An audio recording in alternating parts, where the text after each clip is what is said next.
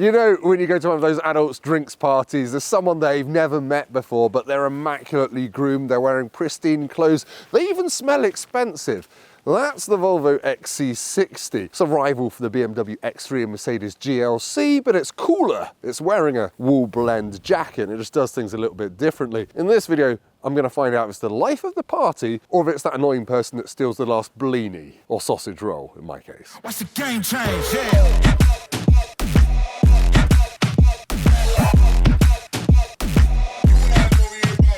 Like most of the cars in Volvo's current range, it is getting on a bit. It came out back in 2017 and Volvo hasn't really updated the looks, but then it didn't really need to because it's one of the best looking SUVs out there. I love the iconic Thor's hammer daytime running lights, and it's just a beautiful looking car. Even the overall shape is very satisfying. It's like a leaner version of the 7-seat XC90, but more like one of those kind of long, thick bananas you sometimes find at supermarkets. At 4.7 meters long, it's the same size as the BMW X3 or Mercedes GLC, but I think it's a nicer shape than those cars. It looks more like a regular estate car that's in Cuban heels than a full-on boxy SUV. I do realise that I am making it look quite small, but I'm 6'3". I'll probably mention that a few times in this video.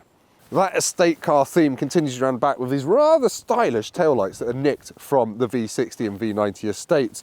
You do get a reversing camera on most models, parking sensors on all models, even the entry-level Core and Momentums. The boot space is 483 litres, which is actually a bit below the class average. An X3 and a GLC have deeper boots. There's also nothing really special in the boot. You've got a tiny tray under there for storage, which you lose if you get a plug-in version.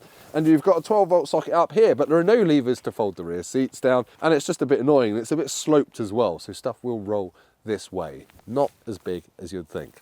The XC60's interior is a nice lesson in Swedish minimalism with mostly nice materials, although there are some creaky hard plastics down here. The 9-inch infotainment system looked big when it first came out, but now it's a little bit on the average side. It can be occasionally slow to respond. Facelifted XC60s that came out in 2022 get a Google system, which got Google Maps, Google Assistant, and it's actually quite nice to use. It's just like using your computer. Annoyingly, you do have to use the touchscreen to change the temperature. It's got physical controls for things like the front and rear window demisters and the volume, but yeah, to use temperature controls, you've got to faff around a bit. I don't really like that. I do like the big digital dashboard. It can show you your maps as well as your MPG and all the rest of it.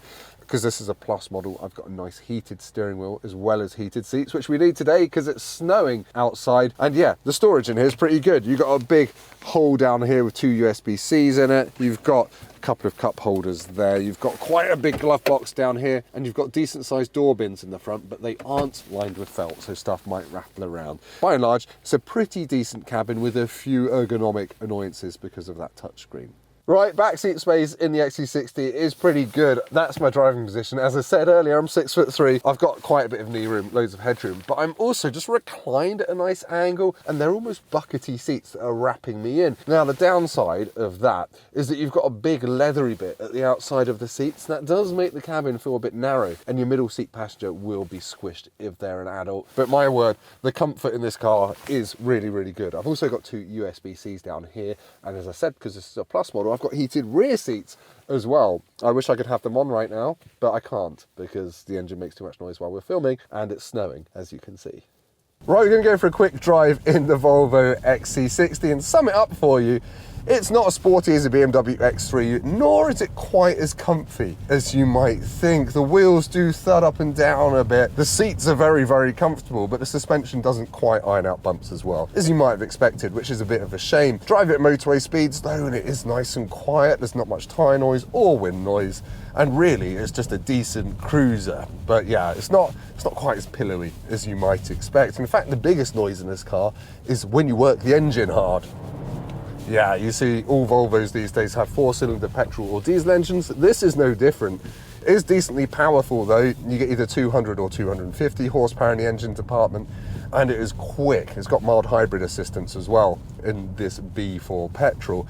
Now, I have to say, the plug-in hybrid version, the TA, is astonishingly rapid. It's 5 seconds to 60, but it's expensive, and it's also not very efficient when the battery runs out, and it doesn't need to be that fast, frankly. A Volvo is a machine for just getting from A to B stylishly and comfortably, and by and large, this does just that. hell.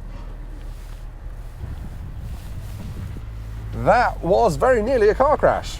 That came inches away from... Brilliant, anyway. Game change, yeah.